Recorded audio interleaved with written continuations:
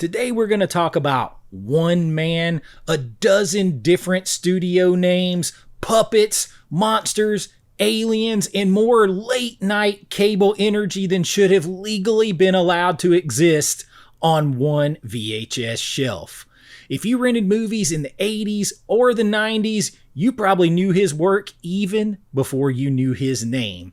But for me, my introduction to Charles Band was with a toilet, specifically the Ghoulies cover, the little green creature coming up out of the toilet bowl, staring right at you from the video store shelf, and that box art was all anybody talked about when it came out. I wanted it so badly. My dad and brother talked me into it, and then I was pumped up to watch it, and I was scared enough to be a little nervous going in, but something about that artwork just made you have to take a chance. It was too much for me to resist, and that was the power and is the power of Charles Band's movies. My dad was right again, and it opened a video rental just extravaganza, a door that I never closed again, because once you find a Charles Band movie, you found out he was basically everywhere.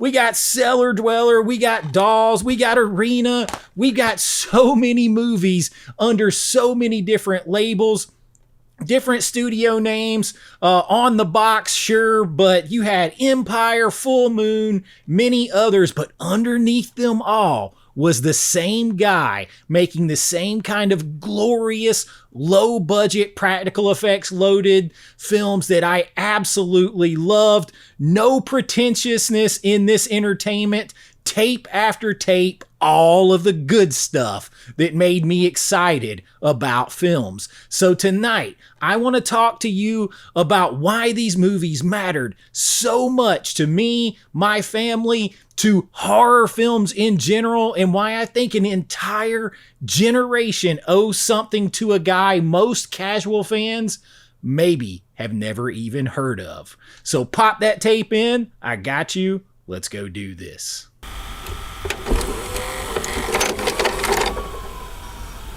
Now, when we talk Charles Band with me, like I said, it really kind of started here with this artwork. That kind of helped sell me. But really underneath it, what started it all for me was a movie I didn't know he had anything to do with, and that was Ghost Town. A movie called Ghost Town. You might remember this poster for the movie. It was pretty iconic. I'm sure a lot of you remember seeing that on the video store shelves back in the day. Ghost Town is an awesome Western horror film made by Empire Films and Charles Band. And that movie is one that my dad got us to watch again and again when it came out. And I remember sort of not really knowing what I was in for when it came to Ghost Town. Like with Ghoulies, you kind of have an idea what you might be in for, even if the cover's lying to you a little bit. I love talking about those kind of great VHS arts. But for Ghost Town, which still might be my favorite among his movies, it's very hard for me to call, as you'll see going through here. This is the one maybe I remember the most because it's part of the old things. And if you've seen this movie, you know what I'm talking about. This is a very strange yet effective sort of combination of a Western, small town horror, and just a general horror movie with some action that you don't really see that much. You get this little small town sheriff who gets pulled through a time window, kind of into a different time period, into an actual ghost town filled with undead outlaws who terrorized the town a century earlier, and they're still terrorizing these people who are stuck in this sort of limbo, and he has to fight his way through this to try to save the woman that he loves. And we all loved it, all three of us. It has gunfights, real horror elements to it, practical effects, tons of atmosphere, and it never feels like it's trying to be anything other than exactly what it is. And it comes out glorious. Everyone just kind of knows what they're in for, and they go with it so much. I still remember lines from this movie that people have never heard of. You know, who told him about the old things? I picture the bad guy pulling down, his bandana, and you see where he was gunshot through the face, all these things. And it wasn't a studio that got me into this. It was Charles Band. It was my dad telling me about Charles Band. So I started looking, and the same thing with my brother. We started looking for movies that he was involved with. It didn't matter what studio, and it was Ghost Town that started that. You go and greet the devil. Oh, I have. And here, I guess, is another thing that kind of goes along with that, with people who didn't grow up renting movies from actual independent video rental stores, because a lot of people remember the Blockbusters, they remember the Hollywood Videos, they remember Movie Gallery even, but it was really the mom and pop video rental stores, those individual, locally owned stores that it took to make Charles Band what he is, because he delivered them the goods. They needed movies. They couldn't always afford tons of copies of the big blockbusters. So this sort of VHS horror, he was delivering it just hands over hand, just tons of them all the time. This is where Charles Band movies lived, and it's where they found their audience. Big chains had it. I mean, you eventually could find them at Blockbuster, at Hollywood Video, but the real density of his movies, the Empire, the full moon covers, all of that painted artwork that promised, monsters and mayhem, that was mom and pop territory. We rented from ours constantly. It was View and Chew Video.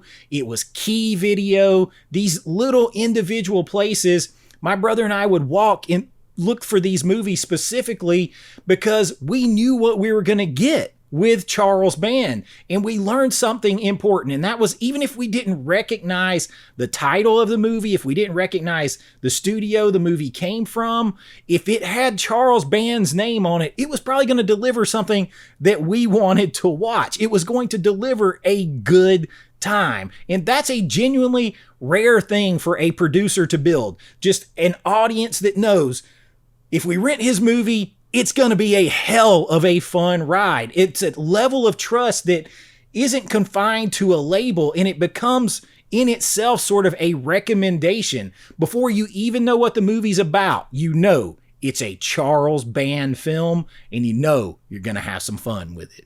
Now, for me, there were the fun Charles Band movies. But you got to remember, I was like a kid when I started really discovering these.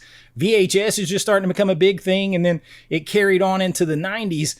But there were some that were scary to me too, like really scary. And I remember as a kid, it was Puppet Master and Subspecies that were scariest to me. And the design of the vampires in Subspecies, in being really in Transylvania, that was really scary. My dad loved the whole Subspecies franchise, all of those movies. Super thick atmosphere, which as I've grown up, I have loved, because they really did go to Romania and shoot these in medieval locations. So it is the most atmospheric, big budget feeling, low budget movie that you're really going to see. And the villain is unsettling. There is a series of these movies, and if you doubt Charles Band's ability to produce something that is full of legit atmosphere in a legit place, watch Subspecies, and it will remove any doubts. Very, very underrated is the Subspecies film, especially if you like vampire movies. But Puppet Master was just creepy, right? Because you have this group of little sentient, weaponized puppets carrying out like their dead creator's will or whatever it is, and he kills anyone that threaten them. So they're killing everyone. It's just the creep factor of these little things was turned up to 11. And when you're a little kid, you're like, man, these things could be under my bed. What if my action figures came to life? That's what you're thinking about. You have all of these, and they all have like their own little personalities. It's so well done and done practically. And that's what I love. The roll your sleeves up and find a way to make the movie. I love all of that so much. And he gets into so many things, and some of my personal favorites, I've mentioned a couple of them, but Cellar Dweller, you can just tell the movies he has hands on. I love Cellar Dweller, which is about like a cursed ink and cursed comic, and if you draw this, it comes to life. And this movie has a bigger cast than it has a right to have, because you even have Yvonne DiCarlo showing up in this movie. It has all the prerequisites of everything you need. You have sort of this monster that gets created by being drawn, and it comes to life. It wreaks havoc on this little artist commune sort of thing where everyone lives together. Jeffrey Combs making an appearance in this movie. I love the monster. I love the whole concept. A little creep show vibes to it. And of course, Ghost Town, obviously. And then you have movies that he touched in, whether he was a producer or connected to in some kind of way, especially a lot of things with Stuart Gordon, like Reanimator, sitting right up here on my shelf. Or one of my favorites of all time, and I have multiple copies, is From Beyond, a body horror on the level of The Thing. I absolutely love. But one that gets overlooked with him, that is sort of Lovecraftian, and I think is one of the best movies from Charles Band that he touched, and that is Castle Freak. And this one is dark now. It's dark, it's creepy. It also stars Barbara Crampton and Jeffrey Combs, much like Reanimator and From Beyond. But this one has a dark, sort of sexy, creepy energy to it, as this couple and their daughter, after losing their son, they move to this basically castle, and there is a monster in the basement that has some plans of his own, and they're not always the purest. This one's dark, tragic monster movie story that has some real teeth in it, not just fun schlock. Ghoulies, obviously, I got all these Charles Band movies surrounding me everywhere. Ghoulies, obviously, for getting it started. And then you have things that are newer, like Head of the Family, which is next level, absolutely crazy. This giant head and this weird like mutant family, tons of exploitation of nudity and things like that, which Charles Band didn't shy away from. And I absolutely love that, because that's what made 80s horror movies so damn 80s and on into the 90s. He carried that on. It's got a little bit more fun edge to it than like, say, Castle Freak. But man, these movies, you have things like Creepazoids and Seed People. All these movies are just so much fun, just infinitely rentable on a VHS shelf with all the great artwork pulling you in. Charles Band understood the assignment, and he made a mark on me and a lot of other horror fans and filmmakers like me, particularly that were really growing up and renting movies in the 80s and into the 90s. Then there were the ones that had that late night energy. They weren't all just horror. You have some movies, like here's one that has an artwork, an updated artwork. I can't even show you without covering up a little bit, but he was involved. Full Moon was involved with Slave Girls Beyond Infinity, and no, I can't show you that artwork at all. But this movie is absolute crazy good time. This is R-rated late night Skinamax type of horror sci-fi energy. You know where I'm going with that. That sort of energy. He was even behind Famous TNA, where it took scenes from movies and compiled them in here. Charles Band is getting all into that. And that is fun, but you have some that are really good too. Sorority Babes and the Slime Bowl-orama, which is a raunchy comedy, horror, all mixed together. You have Beach Babes from Beyond Infinity. I think you even have a little bit of that energy with one I just found recently, Bad Channels, on Blu-ray. Listen, if I could get a whole box set of everything he ever touched, I would pay for it. Whatever they're asking, I would pay for it.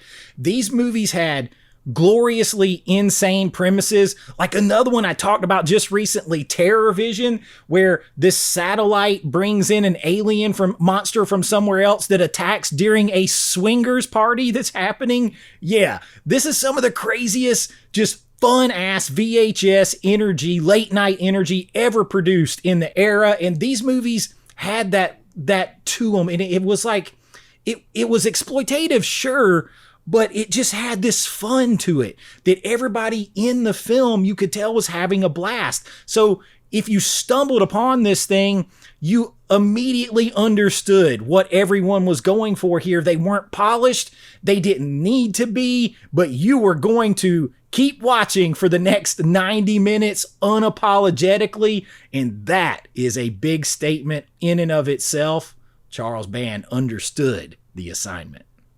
So why did these movies work so well? Because it's not just nostalgia that holds this whole catalog together, because every single one of these movies, the scary ones, the weird ones, the naughty ones, the outright silly ones, they all share quality that is hard to fake. And that's that everybody in them looks like they're having the time of their lives. Like I mentioned before, that comes through. That's what I love about making low budget horror movies myself.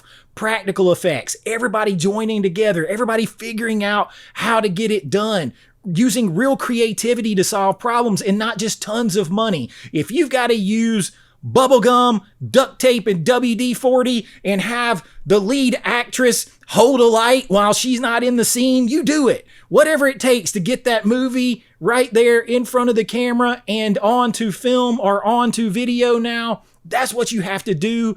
Instead of using, oh, we'll fix it in post, we'll use green screen, we'll use this. No, there's not an ounce of that energy in this catalog. Charles Band movies were movies that were making fun, enjoyable to watch, memorable films that were a collective effort. They weren't trying to go for high art. They wanted to entertain you. And that really means a lot because movies have forgotten that in the past 10 to 15 years. That feeling, though, is contagious. Watching people who clearly enjoy themselves making something you enjoy too, that is the secret sauce. That's a lot harder to manufacture than people think. There's a whole world of unofficial cousins to this type of movie that we started digging into. Fred Olin Ray kind of picked up that mantle with like one of my favorites, Evil Tunes, Scalps, Bikini Drive-In, things like that. They have all of that spirit to them. Dr. Alien, Intruder, which I actually think Charles Band is unofficially connected to.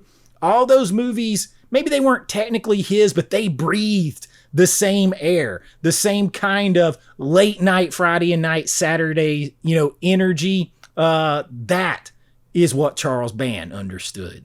And, it's worth remembering that these movies didn't just exist in a vacuum of VHS stores, because it's that same era that gave us Joe Bob Briggs and Elvira and Rhonda Shear's Up All Night.